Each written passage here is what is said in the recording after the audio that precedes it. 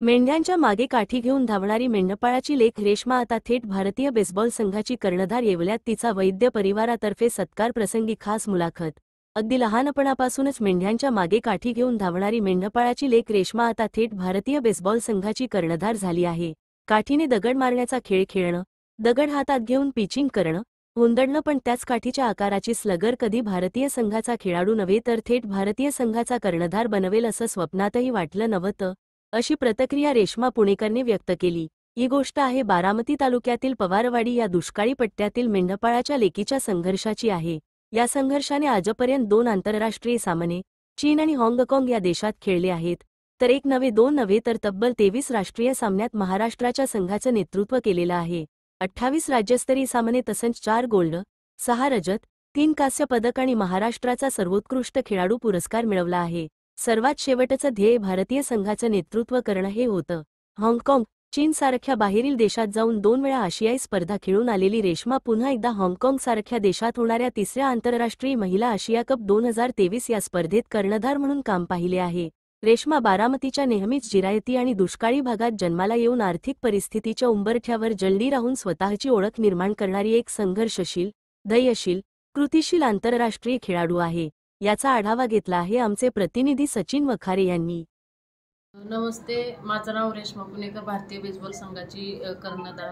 तर मी बारामती तालुक्यातील तरडोली एक माझं खेडेगाव आहे, त्या गावातून मी खरं तर बिलॉंग करते आणि माझं जे 10वी पर्यंतचं जे शिक्षण आहे ते माझं न्यू इंग्लिश स्कूल लोणी भापकर आहे त्या ठिकाणी झालेलं। आणि खरं तर बेसबॉल हा खेळ मी त्याच ठिकाणी शिकले। माझे जे कोच होते जगताप सर म्हणून होते, त्यांनी मला हा खेळ खरं तर शिकवला आणि त्या ठिकाणीच माझे 2-3 नॅशनल झालेले होते। आणि त्याच्यानंतर मी बारामतीला गेले की शारदाबाई पवार महिला महाविद्यालय जे आहे त्या ठिकाणी मी प्रवेश घेतला आणि मग ग्रॅज्युएशनपर्यंत तिथे खेळत गेले। तिथे सुद्धा मी कंटिन्यू नॅशनल खेळ घेतले, पण 2017 मध्ये मी पहिले इंटरनॅशनल खेळले जे हाँगकाँग या देशामध्ये झालेलं होतं। आणि तिथूनच खरी तर माझी खेळाची सुरुवात झाली।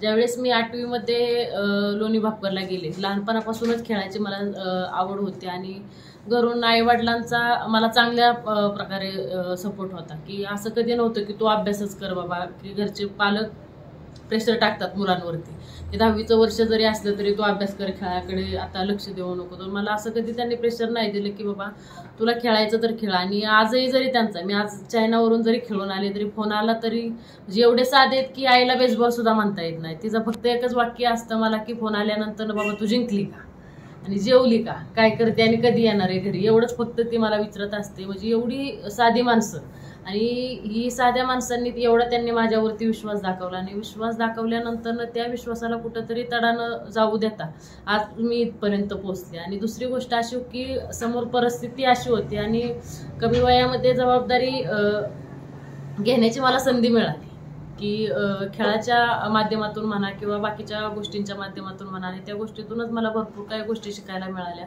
वडिलांचा पारंपरिक पद्धतीने मेंढपाळीचा व्यवसाय होता, तसेच ऊसतोडीसाठी सुद्धा ते बाहेरगावी जायचे आणि ह्या सगळ्या गोष्टीतून मी त्यांना घरकामामध्ये वगैरे मदत करायची। शाळेमध्ये 7-8 किलोमीटर रोज सायकलवरती जायचं, कधी चालत जायचं, तर कधी कोणाच्या गाडीला हात करून जायचं, तर अशी परिस्थिती असायची। आणि ह्या परिस्थितीतूनच मला खेळाचं एवढं वेड लागलेलं होतं की मी घरी जरी आले तरी कधी दिवस एकदा उगवतोय आणि मी कधी पुन्हा शाळेत जाते। आणि तासाला तर मी काय बसतच नसायचे जास्त, मी कंटिन्यू ग्राउंडवरतीच प्रॅक्टिस करत असायचे। आणि ह्या सगळ्या गोष्टीनंतर आज जवळ 12-13 वर्ष झाले। 12-13 वर्षानंतर कुठे तरी आज मी त्या चांगल्या पदापर्यंत जाऊन पोहोचते। सामान्य तरुणींना आपण काय आव्हान कराल? सामान्य तरुणींना मी एकच आवाहन करेन की परिस्थितीचा सगळ्यात महत्त्वाचं म्हणजे की आव नसतो आणायचा, सगळ्यात महत्त्वाचा। आणि पैसा ह्या सगळ्या गोष्टी मॅटर करत नसतात, कारण तर समाजामध्ये भरपूर असे लोक आहेत की आत्ता मी सांगेल की बिडगर काका आहेत की बाबा त्यांनी मला दत्तक कन्या म्हणून की जवळजवळ 3-4 वर्षापासूनची आमची ओळख, परंतु ना कुठलं रक्ताचं नातं ना काही नसताना सुद्धा मी बारामती तालुक्यातली मुलगी मनमाडमध्ये येते, मनमाडमधल्या कानडगावमध्ये येते, 4-4 दिवस राहून जाते, किंवा मी ज्यावेळेस स्पर्धेला जात असते त्यावेळेस रेल्वे स्टेशनवरती येतात आणि जेवणाचा डबा घेऊन येतात आणि 4 रुपये माझ्या हातामध्ये ठेवून जातात। ही एक रक्तापलीकडचं नातं, अशी भरपूर लोक आहेत समाजामध्ये की ज्यावेळेस की घरची जरी परिस्थिती नसेल तरी सुद्धा समाजामध्ये असे दानशूर व्यक्ती भरपूर आहेत की ती अशा मुलींना सपोर्ट करत असतात की ज्या मुलींमध्ये खरंच चांगल्या प्रकारचा स्वतःचं टॅलेंट आहे आणि त्या टॅलेंटवरती मात करून पुरी एक चांगल्या उच्च स्तरापर्यंत जाऊ शकतात. तर मी ग्रामीण भागातील पुरींना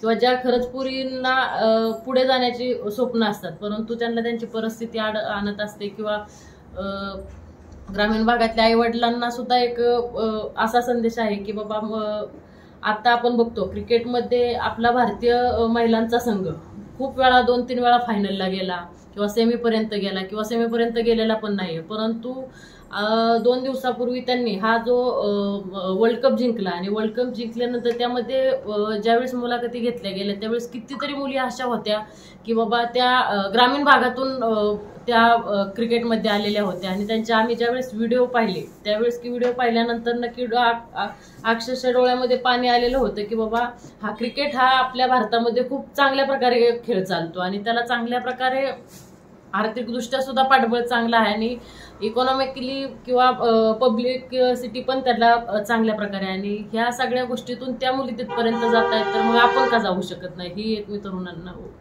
उद्देश देऊ शकतो. आणि आता सध्या आपण पुण्याला सर्व्हिसला आहात. मी एक 6-7 महिन्यापूर्वी खरं तर मी पुणे महानगरपालिकेमध्ये स्पोर्ट्स ऑफिसर म्हणून त्या ठिकाणी मी रुजू झालेले आहे. तर ज्या खेळामधून ज्या महाराष्ट्र शासनाने जो त्यांच्या नियमावली आहे GR मधून ज्या खेळाडूंसाठी जी थेट नियुक्ती जो GR आहे खेळाडूंसाठी जो काढलेला आहे त्याच्यामधून मी खरं तर त्या ठिकाणी पुणे महानगरपालिकेमध्ये त्या पदावरती रुजू झाले. कुठंतरी 12-13 वर्षाचं कष्टाचं चीज झालं आणि ह्या चीज झाल्यानंतर मी त्या कष्टाचं मला फळ मिळालं आणि एक खेडेगावातली मुलगी लोक पुण्यासारख्या शहरामध्ये सेटल होण्यासाठी स्वप्न घेऊन जात असतात आणि त्या ठिकाणी मला नोकरी करण्याची संधी मिळते आणि पुणे महानगरपालिकेसारख्या जवळजवळ 152-53 ग्राउंड आहेत की ते आज त्या ग्राउंडचं सगळा कारभार माझ्याकडे आहे आणि ह्याच्यासारख्या अनेक खेळाडूंना मला तिथं घडवण्याची संधी आहे किंवा माझ्यासारख्या अनेक गोरगरिबांचे खेळाडू त्या ठिकाणी येणार आहेत आणि त्यांना घडवण्याची संधी मला मिळणार आहे त्याचा मला आनंद होत आहे. थँक्यू.